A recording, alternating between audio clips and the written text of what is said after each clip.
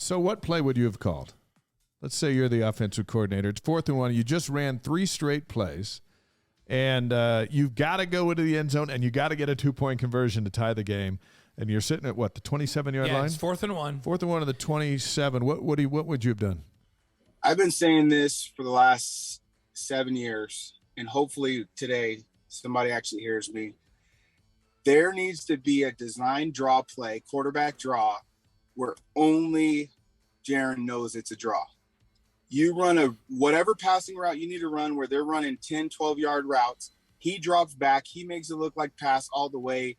And all of a sudden he says, you know what, I'm going to tuck it and run.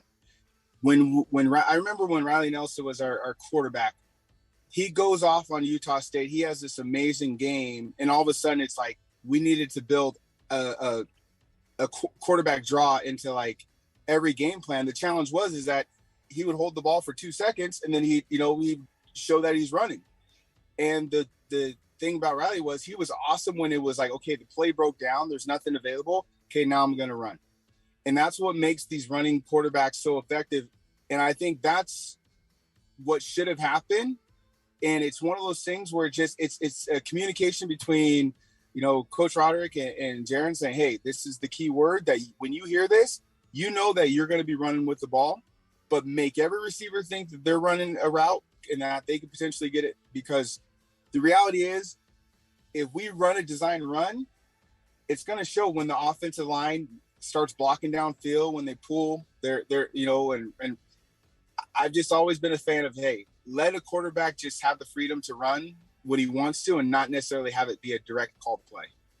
Philosophically, I feel like when the biggest play in the game is coming up, you decide who the player you want to have the football in their hands is, who you trust is going to make a play the most.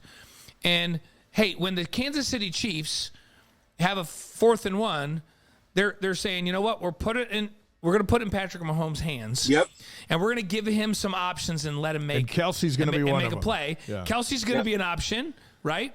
And so I just feel like in a 4th-and-1, I want to go, okay, well, guess what? When I have Tyler Algier and he has 1,700 yards rushing, that is my best guy on the field at that point, right?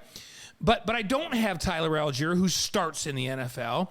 And so I feel like right now, when it's in that situation, I want to see the ball in Jaren's hands, and whether it's a bootleg pass with a run-throw option or a zone read where he has the option to give it to the running back or make the read and pull it and keep it himself, or an option like we saw him run earlier in the game where he comes down the line of scrimmage on an open option and he challenges the end and either keeps it or pitches it out. That's the guy I want to have the ball on 4th-and-1. I want who I think is my player that's going to make the best decision and who's going to have the best chance to make a big play to have the ball. Then I'll decide what play I'm going to run. I'm going to decide the guy I want to have the ball. Then I'm going to decide what play best suits that. Do you know what I mean? Like, everybody knows Michael Jordan's getting the shot at the end of the game.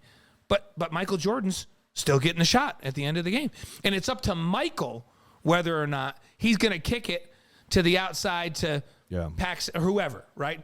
Who he's going to kick it to. And so that's just philosophically the way I think about big plays in big games, no matter what sport it is. I want the ball in the hands of the person that I think has the best chance to make a play. Does that resonate with you? Oh, it does.